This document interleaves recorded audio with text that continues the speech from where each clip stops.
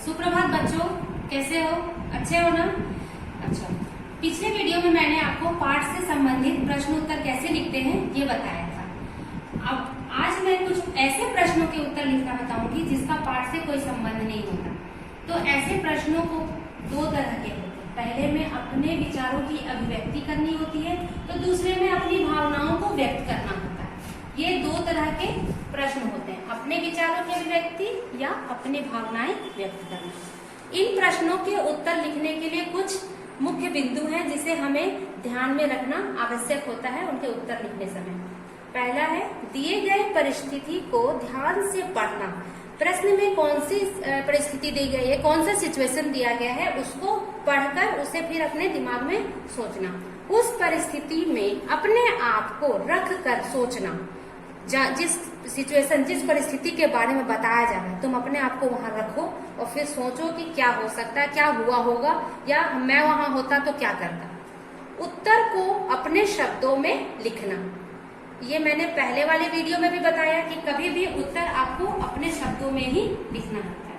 मैंने यहाँ पर उदाहरण के तौर पे कुछ प्रश्न लिए हैं जिसमें आपको अपनी भावनाएं व्यक्त करना होता है या अपने विचारों की अभिव्यक्ति करनी होती है। मैं एक एक करके प्रश्नों को पढ़ती हूँ। पहला प्रश्न है, कल्पना करो एक दिन सूरज सचमुच उगे ही नहीं तो क्या होगा। यहाँ कल्पना करने की बात की जा रही है, तो कल्पना आपके अपने के अंदर अपनी सोच होती है। कल्पना यानी आप आंखें बंद करके सोचो कि अगर सूरज निकले ही नहीं तो क्या होगा। क्या हो सकता है? जब सूरज नहीं निकलेगा तो दिन नहीं होगा, चारों तरफ अंधेरा होगा, चिड़िया घोंसले से बाहर नहीं आएगी। तो ये जो पॉइंट्स हैं, ये सूरज नहीं निकलने पर मेरे अपने सोच है। अब तुम्हारी सोच क्या है इस प्रश्न से संबंधित होगी तो वो उत्तर सही होगा। दूसरा प्रश्न है, मुनिया स्कूल के पहले दिन डरी हुई थी। तुम अपने स्कूल के पहले दिन का अनुभव लिखो। अब ये तुम्हारे अनुभव को पूछ रहा है, तो तुम मुनिया के बारे में नहीं लिख सकते। तुम्हें अपने अनुभव को बताना है कि तुम पहले दिन कैसे थे, डरे हुए थे, खुश थे, कैसा रहा आपका पहला दिन। तो ये आपकी अपनी विचारों की अभिव्यक्ति आपकी अपनी है। क्या तुमने कभी अपने मित्र की सहायता की है? यदि हाँ तो कैसे, लिखो। तो ये तुम्हारी सोच है, क्या आपने अभी कभी अपनी मित्र की सहायता की है?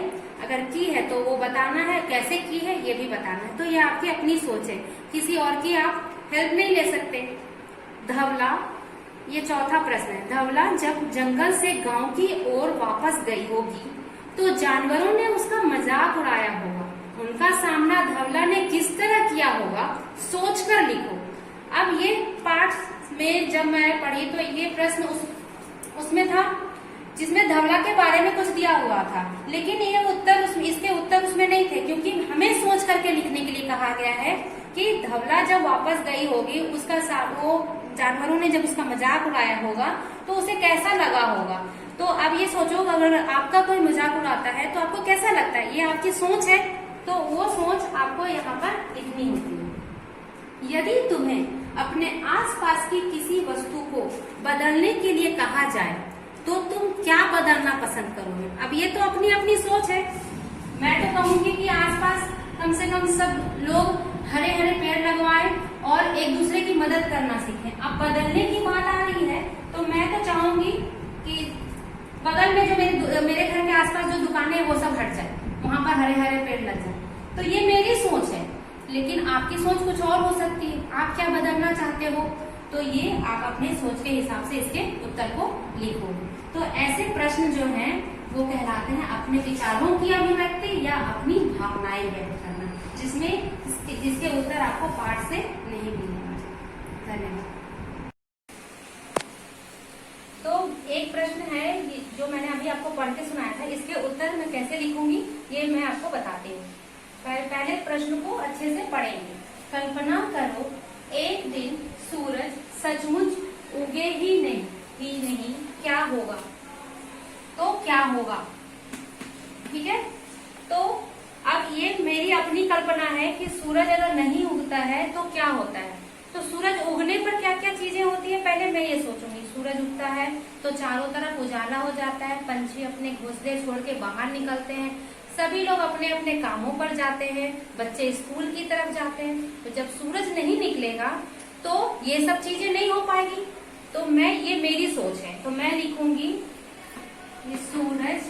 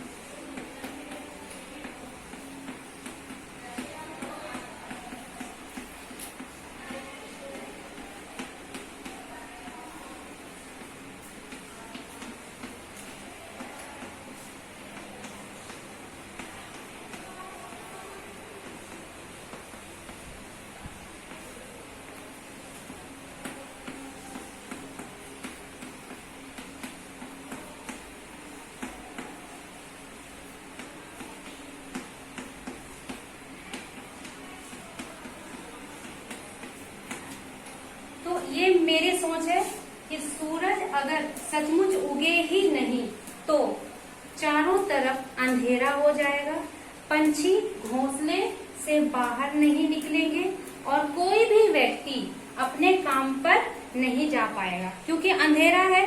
तो ये सारी चीजें उजाले होने पर होते हैं, तो ये सारा काम अंधेरा होने पर तो हो नहीं पाएगा, तो ये सारी नहीं पे हो गई। तो ऐसे आपको बाकी प्रश्नों के उत्तर भी पढ़ना है, पहले प्रश्नों को अच्छे से, और अपनी कल्पना, अपनी सोच, अपने विचारों को लेके फिर आपको उत्तर उसके लिखने हैं।